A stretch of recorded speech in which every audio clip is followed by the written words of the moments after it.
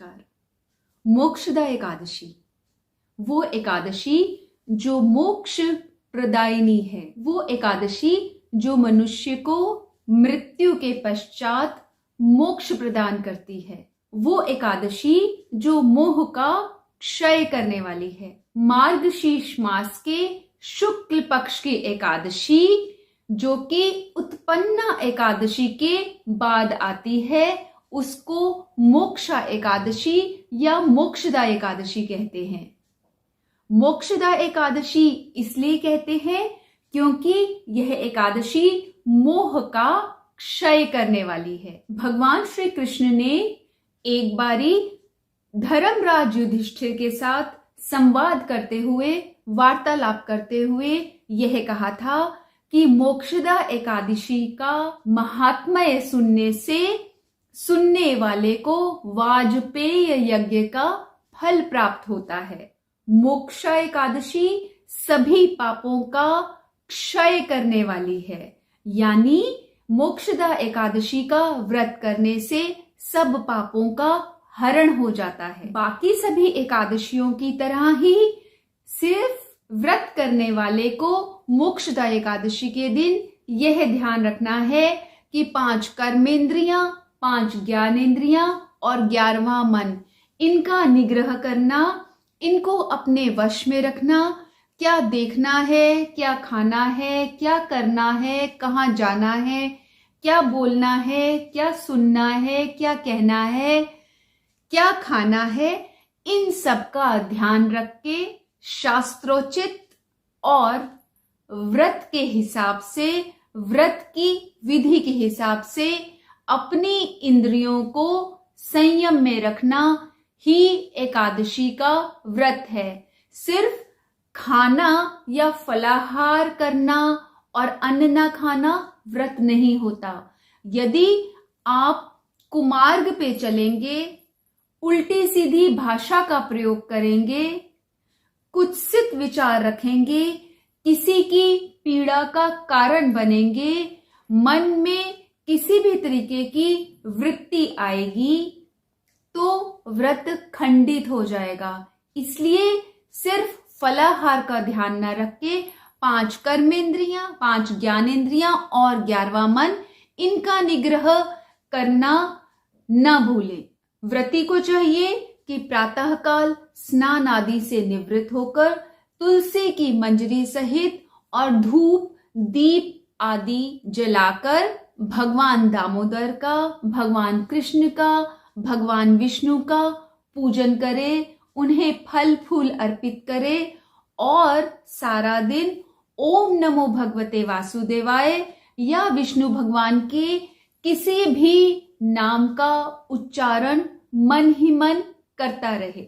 शास्त्रोचित विधि अगर कहें तो यह व्रत दशमी के मध्याह्न यानी दोपहर को ही आरंभ हो जाता है, जब व्रती एक बारी भोजन करके सायंकाल सूर्यास्त के बाद भोजन नहीं करता और अगले दिन एकादशी को स्नान आदि करके, पूजन आदि करके अपना व्रत जारी रखता है। मोक्षा एकादशी बड़े बड़े पापों का, बड़े बड़े पातकों का नाश करने वाली है। भगवान की प्रसन्नता के लिए यदि व्रती या जिसने किसी कारणवश एकादशी का व्रत न भी रखा हो, तो भी रात्रि के समय यदि नृत्य, वादन, गायन और स्तुति के द्वारा भगवान कृष्ण की पूजा अर्चना किया जाए, उनका वंदन किया जाए और सारी रात जागरण किया जाए, तो उसका अतिशय पुण्य प्राप्त होता है। यदि दुर्भाग्यवश किसी के पितर नीच योनि में या नरक में हो, तो इस व्रत के पुण्य का फल पितरों की आत्मा की सद्गति के लिए यदि अर्पित किया जाए, तो मनुष्य के पितर नरक से मोक्ष प्राप्त करके उत्तम गति को जाते हैं। ऐसा शास्त्रों का मत है। शास्त्रों की माने तो एक बार भगवान श्री कृष्ण ने धर्मराज युधिष्ठिर से वार्तालाप करते हुए यह कहा था कि जो भी मनुष्य मार्गशीर्ष मास के शुक्ल पक्ष की मोक्षा एकादशी का व्रत रख के उस व्रत का पुण्य फल यदि नीच गति को प्राप्त हुए या नरक में गए हुए पितरों की आत्मा की सद्गति के लिए अर्पित करता है तो वह पितर मोक्ष को प्राप्त होते हैं और उनका नीच योनि और नरक से उद्धार होता है। भगवान कृष्ण ने यह भी कहा कि जो भी मनुष्य इस कल्याणकारी मोक्षदा एकादशी का व्रत करता है उसके बड़े से बड़े पाप इस व्रत के पुण्य फल से नष्ट हो जाते हैं और मृत्यु के पश्चात वह भी मोक्ष को प्राप्त होता है। यह मोक्षदा एकादशी चिंतामणि के समान सभी पापों को नाश करके मनुष्य को मोक्ष प्रदान करने वाली तो है ही, इसके साथ ही यदि मोक्षदा एकादशी के महात्म्य को सुना जाए या पढ़ा जाए या कहा जाए तो सुनने, पढ़ने और कहने वाले को वाजपेय यज्ञ का फल प्राप्त होता है। इसी दिन यानी मार्गशीर्ष मास के शुक्ल पक्ष की एकादशी को भगवान श्री कृष्ण ने कुरुक्षेत्र में युद्ध के मैदान में अर्जुन को गीता का उपदेश दिया था। इसलिए यही दिन गीता जयंती के नाम से भी जाना जाता है, माना जाता है और मनाया जाता है। इसलिए इस दिन गीता माता भगवान श्री कृष्ण और ऋषि व्यास की पूजा वंदना करके इस दिन को गीता माता के जन्मदिन की तरह मनाना चाहिए, एक उत्सव की तरह मनाना चाहिए। गीता का पाठ करना चाहिए, गीता का व्याख्यान करना चाहिए और अगर संभव हो तो इस दिन गीता का जुलूस भी निकालना चाहिए। तो आइए मनाते हैं इस दिन को गीता जयंती उत्सव के रूप में और मोक्षदा एकादशी महाव्रत के रूप में।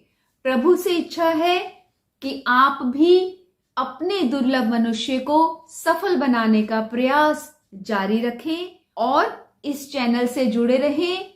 हम लोग इकट्ठा प्रयास करेंगे कि हम सतत प्रयास करके अपने इस दुर्लभ मनुष्य जन्म में कुछ तो सफलता अवश्य में प्राप्त करें। मार्गशीर्ष शुक्ल पक्ष की मोक्षदा एकादशी का महात्म्य। युधिष्ठिर बोले, देव देवेश्वर, मैं पूछता हूँ, मार्गशीर्ष मास के शुक्ल पक्ष में जो एकादशी होती है उसका क्या नाम है, कौन सी विधि है तथा उसमें किस देवता का पूजन किया जाता है? स्वामिन, यह सब यथार्थ रूप से बताइए। श्री कृष्ण ने कहा, नृपश्रेष्ठ, मार्गशीर्ष मास के कृष्ण पक्ष में उत्पन्ना नाम की एकादशी होती है, जिसे उत्पत्ति एकादशी भी कहते हैं। इसका वर्णन मैंने तुम्हारे समक्ष कर दिया है। अब शुक्ल पक्ष की एकादशी का वर्णन करूंगा, जिसके श्रवण मात्र से वाजपेय यज्ञ का फल मिलता है। उसका नाम है मोक्षा एकादशी, जो सब पापों का अपहरण करने वाली है। राजन, उस दिन यत्न पूर्वक तुलसी की मंजरी तथा धूप दीप आदि से भगवान दामोदर का पूजन करना चाहिए। पूर्वोक्त विधि से ही दशमी और एकादशी के नियम का पालन करना उचित है। मोक्षा एकादशी बड़े बड़े पातकों का नाश करने वाली है। उस दिन रात्रि में मेरी प्रसन्नता के लिए नृत्य, गीत और स्तुति के द्वारा जागरण करना चाहिए। जिसके पितर पापवश नीच योनि में पड़े हों, वे इसका पुण्य दान करने से मोक्ष को प्राप्त होते हैं। इसमें तनिक भी संदेह नहीं है। पूर्व काल की बात है, वैष्णवों से विभूषित परम रमणीय चंपक नगर में वेखानस नामक राजा रहते थे। वे अपनी प्रजा का पुत्र की भांति पालन करते थे। इस प्रकार राज्य करते हुए राजा ने एक दिन रात को स्वप्न में अपने पितरों को नीच योनि में पड़ा हुआ देखा। उन सबको इस अवस्था में देखकर राजा के मन में बड़ा विस्मय हुआ और प्रातःकाल ब्राह्मणों से उन्होंने उस स्वप्न का सारा हाल कह सुनाया। राजा बोले, ब्राह्मणों, मैंने अपने पितरों को नरक में गिरा देखा है। वे बारंबार रोते हुए मुझसे यूं कह रहे थे कि तुम हमारे तनुज हो, इसलिए इस नरक समुद्र से हम लोगों का उद्धार करो।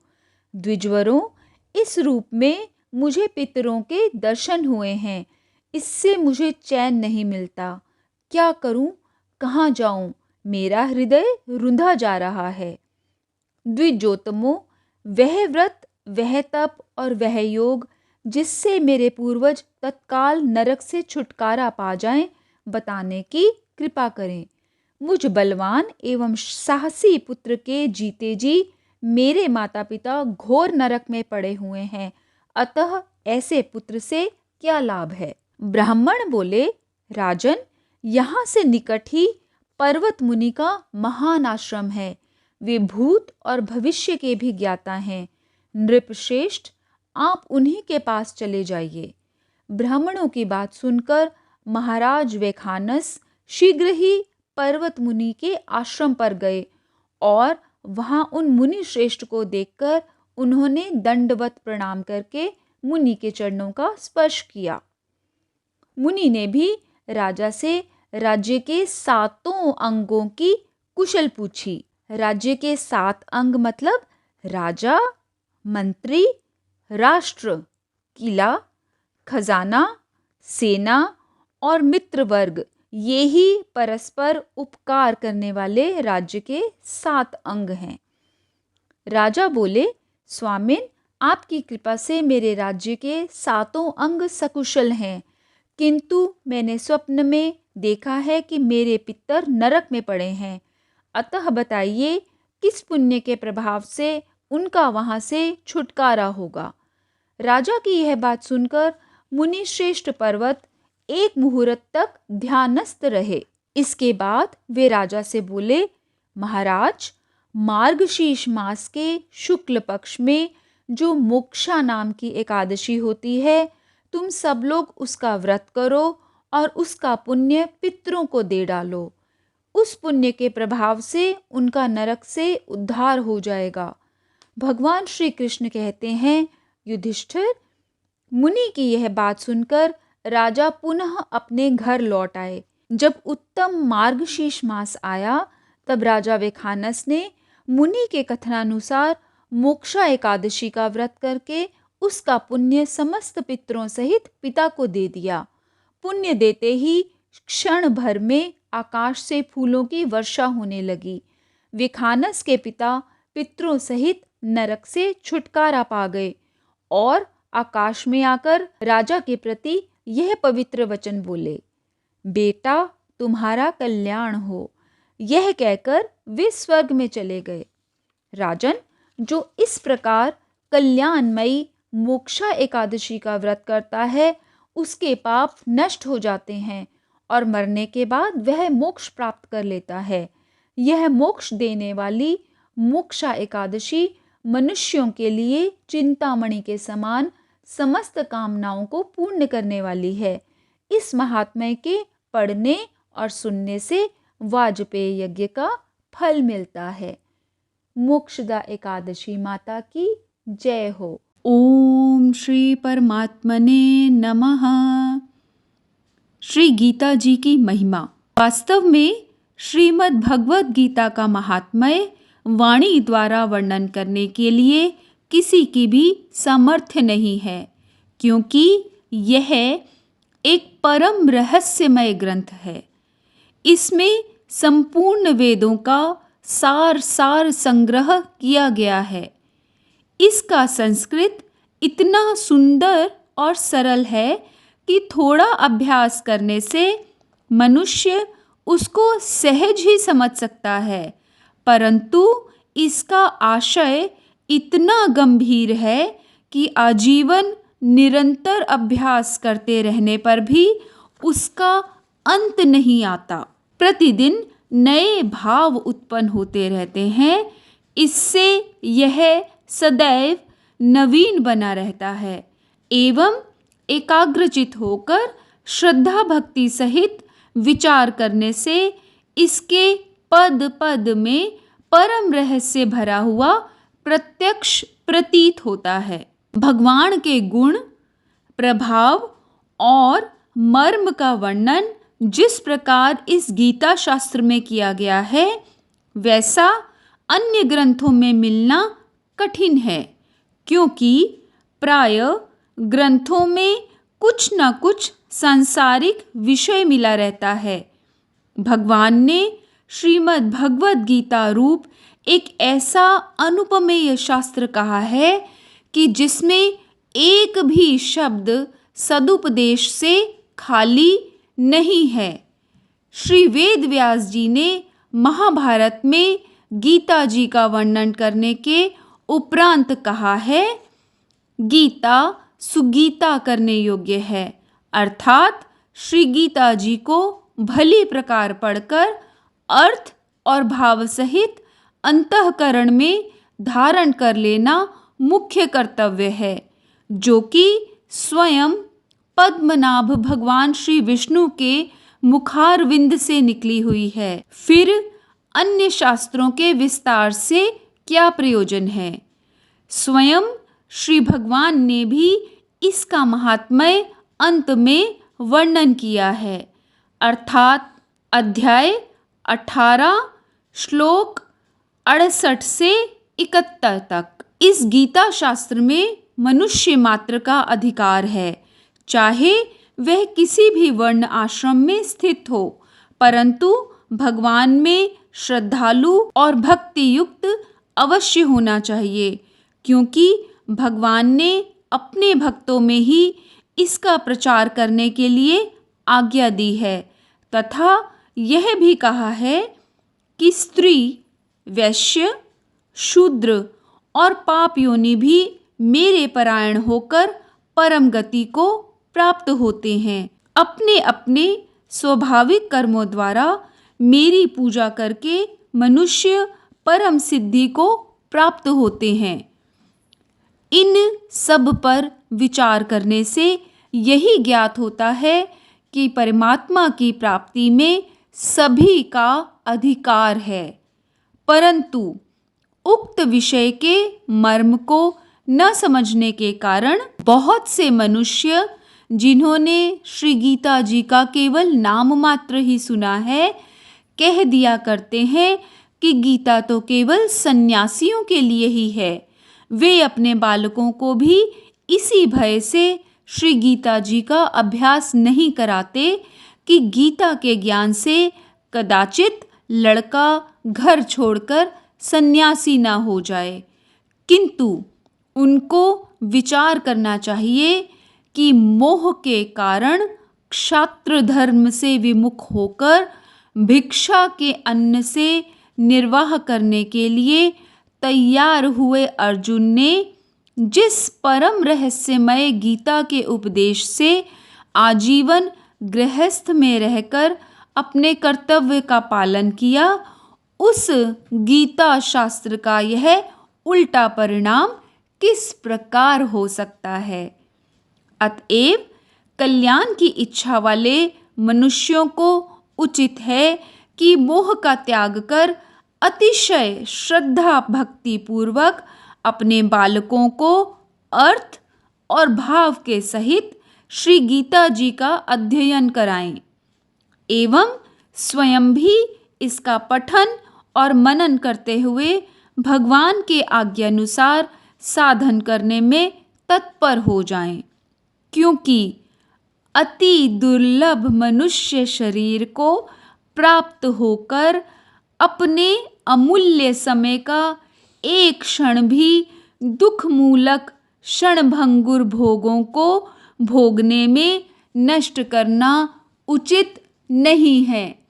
ओम नमो भगवते वासुदेवाय।